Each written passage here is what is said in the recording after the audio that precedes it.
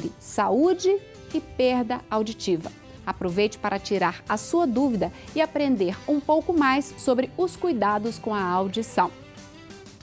Seja bem-vinda a este programa, que é uma parceria da Unimed BH com a TV Horizonte. Está no ar Pense Saúde.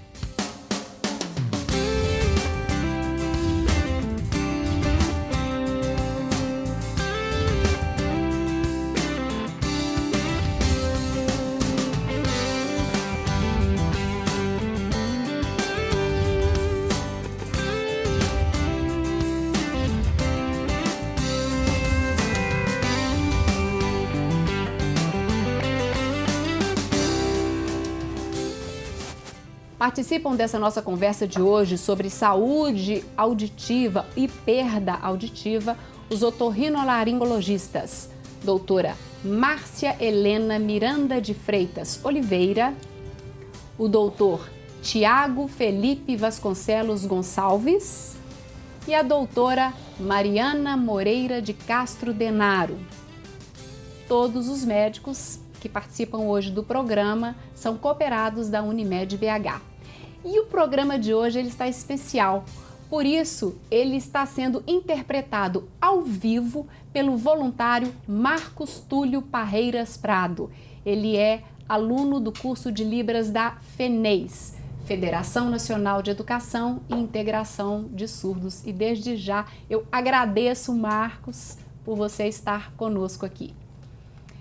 Bom, você pode participar desse debate ligando para os nossos telefones 3209-0119 ou enviando e-mail para saude@tvhorizonte.com.br.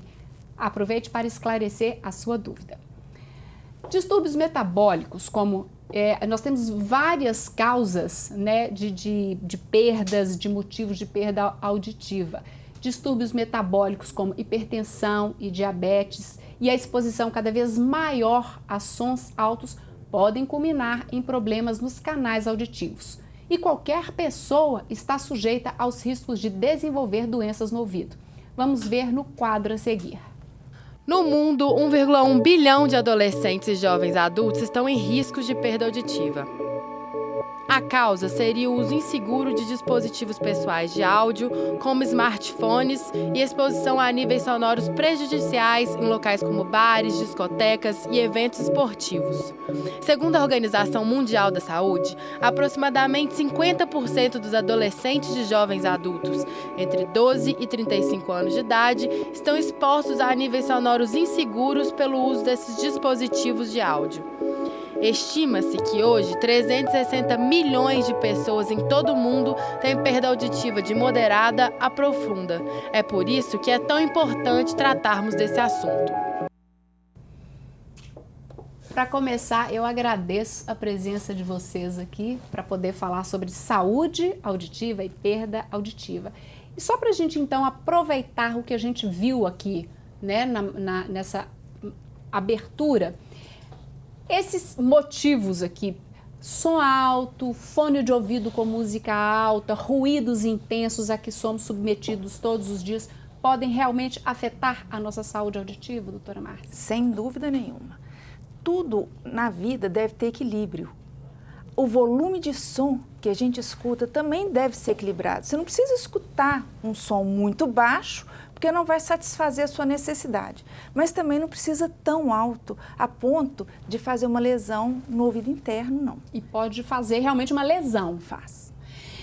A gente falou muito de fone de ouvido e eu sou uma pessoa, eu uso fone de ouvido para corrida, para fazer atividade física. E às vezes, durante a atividade física intensa, você nem percebe a altura do som e aumenta. Isso é um risco, doutor Tiago? Esse é um problema sério. Na verdade, as pessoas aumentam o som do fone de ouvido deles a fim de competir com o ambiente externo. Eles não querem ser interrompidos na música, naquilo que eles estão escutando, e eles aumentam ainda mais. E alguns estudos já demonstram que os diferentes tipos de fone de ouvido têm diferentes graus de lesão na orelha interna. Esses fones, quanto mais enfiadinhos para dentro da orelha da pessoa, maior o potencial auditivo que ele tem. Então, ele pode lesar mais. Esses fones que agora estão na moda, que são grandões, pelo menos eles são menos nocivos para a orelha. Eles ficam do lado de fora. Eles ficam do lado de fora e eles abafam mais o ambiente externo. Então, a pessoa não precisa levantar tanto o volume do aparelho que eles estão usando. Isso, além do fone de ouvido para o som, hoje em dia também é o próprio celular, né? O uso de celular, a pessoa já fica com o fone para já falar no celular o tempo todo. Ou seja, estamos sendo submetidos o tempo todo a uma carga intensa, né, doutora Mariana? O que eu acho que é importante a gente frisar é que muitas vezes a perda auditiva ela vai começar lá numa frequência aguda.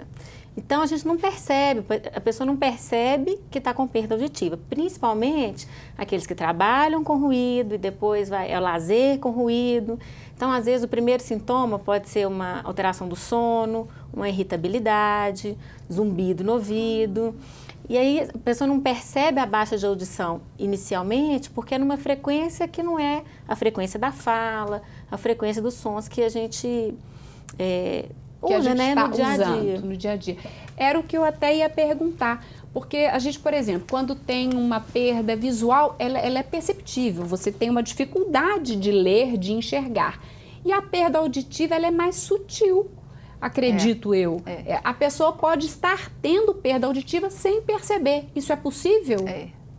Quando a perda auditiva começa nas frequências mais agudas, você não vai perceber, porque a frequência que a gente escuta a voz humana, ela é mais grave. Então, se você mantém os graves numa audição normal, quando você perde em agudos, você já está perdendo, mas não está sentindo. E a perda auditiva induzida por ruído, ela começa uma perda principalmente em 4.000 Hz. Que é muito agudo. Que já é agudo. Então, a pessoa não, igual a Mariana falou, a pessoa não perde a capacidade de se comunicar, mas ela já começa com outras alterações devido a essa são baixa perdas de audição. irreversíveis. São irreversíveis. Só para deixar claro para os nossos telespectadores, a orelha tem uma particularidade que é muito interessante, que eles falam que é a propriedade tonotópica da orelha interna. Explicando, aquele caracolzinho que a gente tem dentro do ouvido, que é o órgão responsável pela audição, cada região desse caracolzinho é responsável por uma audição diferente. Deixa eu vou pegar o caracolzinho aqui, enquanto você explica, eu mostro aqui, que a gente está aqui com uma... Então, sons graves, eles são percebidos no ápice do caracolzinho, lá no finalzinho dele, e sons agudos bem no começo. E isso é bastante diferente de uma miopia, por exemplo, onde a pessoa tem a distorção das cores por igual. Então, não importa se ele está olhando verde, amarelo, azul, se ele é míope, hipermétrope, vai ficar tudo um pouquinho embaçado. Como o ouvido tem essa característica de você perder, como as doutoras estão falando, os sons mais agudos, primeiro, na maioria das vezes, algumas doenças metabólicas, por exemplo, podem fazer com que a gente tenha perda de forma diferente. E atinge locais diferentes. Exatamente. Cada local é responsável por uma frequência. Tá. Só para a gente esclarecer aqui, doutora Mariana, o doutor Tiago falou orelha. A vida inteira nós, leigos, estamos acostumados com ouvido, como a parte interna, sendo ouvido, e orelha, essa parte externa. E hoje em dia, me parece que essa nomenclatura modificou? Não, academicamente, a gente tem usado mais orelha. Orelha, mesmo para essa parte, todas as estruturas orelha internas? Externa, orelha média, orelha interna. Ah, tá. Então mas eu acho que aqui a gente pode... Pode usar ouvido, sem problema? Sem problema. Sem problemas. Tá. Então, aí, quer dizer, o que eu acho interessante agora a gente comentar é que essa perda auditiva, ela pode, então, se manifestar por coisas completamente distintas, como zumbido no ouvido. Sensação de ouvido entupido, irritabilidade, alteração do sono. Coisas completamente distintas. E às vezes quem percebe é quem está do lado, né? Porque a pessoa começa a falar mais alto. E aí, como que é feito esse diagnóstico da perda auditiva? O diagnóstico, primeiro, a gente conversa com o paciente e vê a queixa principal. A queixa principal, normalmente, o paciente fala, eu não estou escutando bem. Então, a gente faz o exame completo no paciente, vê se ele não tem uma rolha de cerúmen impactado no ouvido, que também gera uma obstrução do conduto auditivo externo e vai levar a uma perda auditiva também, só que essa é condutiva. Então, ao remover a rolha de cerúmen, a audição dele voltaria ao normal. Então, a gente faz uma inspeção no ouvido do paciente. Estando tudo bem, não precisa mais fazer nenhuma limpeza nem nada, a gente encaminha o paciente para a audiometria, que é o exame da audição. A audiometria é um exame completamente indolor. O paciente entra numa cabine acústica e a fonoaudióloga, ao colocar um fone no ouvido dele, vai emitindo estímulos sonoros. E o paciente vai informando à medida que ele está escutando. Ah, tá. Então, essa é a parte que a gente chama de audiometria tonal, que é só o tom, só o apito. Aí ele avisa, estou ouvindo, não estou ouvindo. A outra parte do exame é a parte da audiometria vocal, no qual o paciente vai responder, vai repetir o que a fonoaudióloga está falando. Então, já é a audiometria da voz, vocal. E isso vai nos mostrar a parte neurológica da audição. Não tem um tanto de paciente que fala, eu escuto, mas eu não entendo bem. É verdade. Então, o escutar e não entender, às vezes, pode ser isso também. Você tem um problema na via de transmissão do som entre a cóclea, que é o órgão interno da audição, e a parte cerebral que faz a interpretação daquilo que você escutou. Entendi. Então, faz essas duas, audiometria tonal, audiometria vocal e normalmente faz também a impedanciometria, ou imitanciometria timpânica, que é a medida da pressão que tem no ouvido médio, porque às vezes tem uma pressão negativa, às vezes tem líquido dentro do ouvido médio, que também vão atrapalhar a audição. Daqui a pouco a gente volta para conversar mais, esclarecer e entender. E vocês comentaram, inclusive, que alguns alimentos podem alterar essas estruturas ou essa pressão. Vamos entender melhor depois do intervalo. Nossa conversa vai continuar daqui a pouco. Enquanto isso, aproveite para esclarecer a sua dúvida telefonando para a gente ou enviando e-mail. O número para enviar a pergunta é 3209-0119 e o e-mail é saude@tvhorizonte.com.br. O intervalo é rápido, voltamos já já.